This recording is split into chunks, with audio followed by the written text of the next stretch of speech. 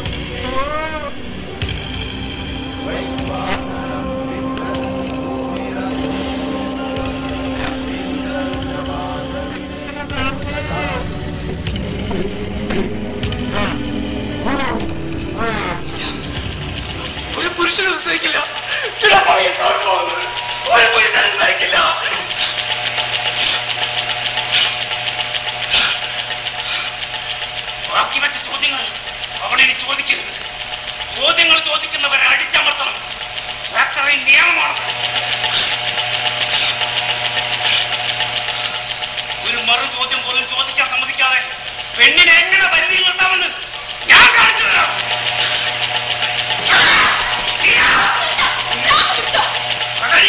ഒരുതരം ഭ്രാന്ത്. ഞാനിങ്ങനെ വായിക്കയിൽ വായിച്ചിട്ടേ ഉള്ളൂ. സ്ത്രീകളെക്കാൾ പെട്ടെന്ന് ഭ്രാന്ത് വരിക പുരുഷന്മാർക്കാണ്. എണ്ണത്തിൽ കൂടുതൽ അവരാണല്ലോ.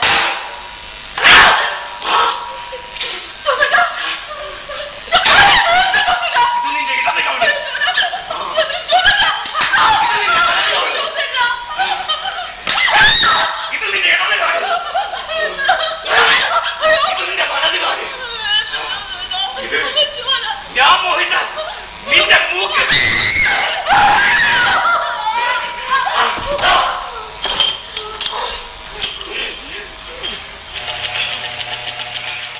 അതെ, പോകുന്നില്ല. ചാരിതത്തിന് ഇങ്ങനെയൊക്കെ പൂജിച്ചിട്ടും താങ്കളുടെ ദാരിദ്ര്യത്തോട് ദൈവങ്ങളൊന്നും പ്രതികരിക്കുന്നു പോലുമില്ലല്ലോ. എനിക്ക് ഓർമ്മയുണ്ട്,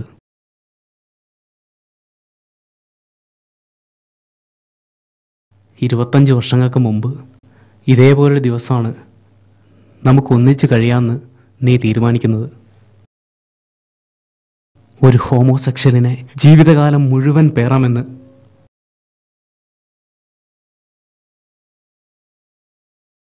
നമ്മുടെ ജീവിതത്തിൽ അഡ്ജസ്റ്റ്മെന്റുകൾ ഏകപക്ഷീയമായി പോയി.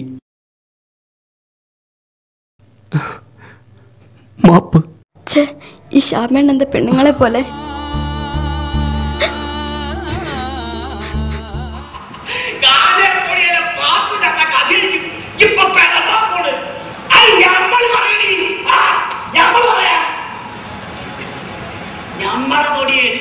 ഞങ്ങളോട് ചോദിക്കാതെ പുല്ലരിയാണെന്ന പാത്തൂരോട് നമ്മൾ ചോദിച്ചത്.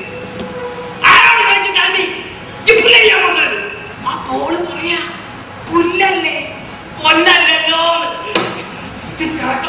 ചെന്നിക്കുത്ത് പിടിച്ച് അവളെ കയ്യിലെ അരി അവള് പിടിച്ചു വാങ്ങി ഞാൻ അവളെ കഴുത്തിന്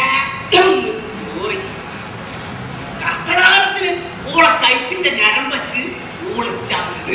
ഇതുകൊണ്ട് കഴിഞ്ഞില്ല. ഇല്ല, കഴിഞ്ഞില്ല.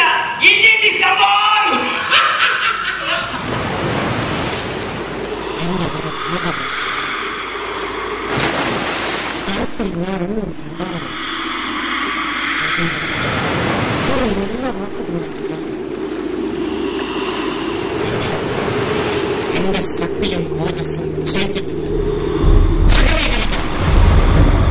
കിടന്നുകൾ മനുഷ്യ മാംസം കൊണ്ട് നിറയണം.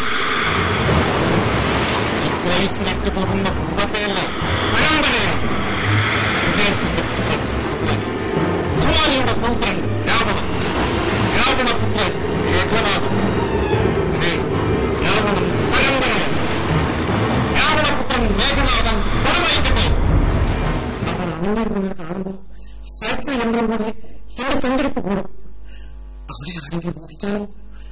ആ മോഹനത്തിൽപ്പെട്ട് അതെന്തെങ്കിലും ഒഴിപ്പോകോ? എനിക്കത് സഹിക്കില്ല.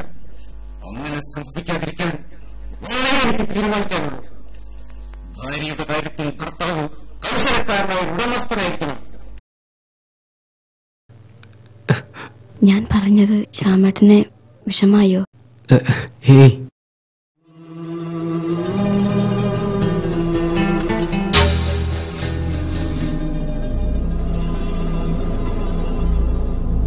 പിന്നെന്താ ഒരു ദേഷ്യം പോലെ? നിഷയ്ക്ക് തോന്നുന്നതായിരിക്കും.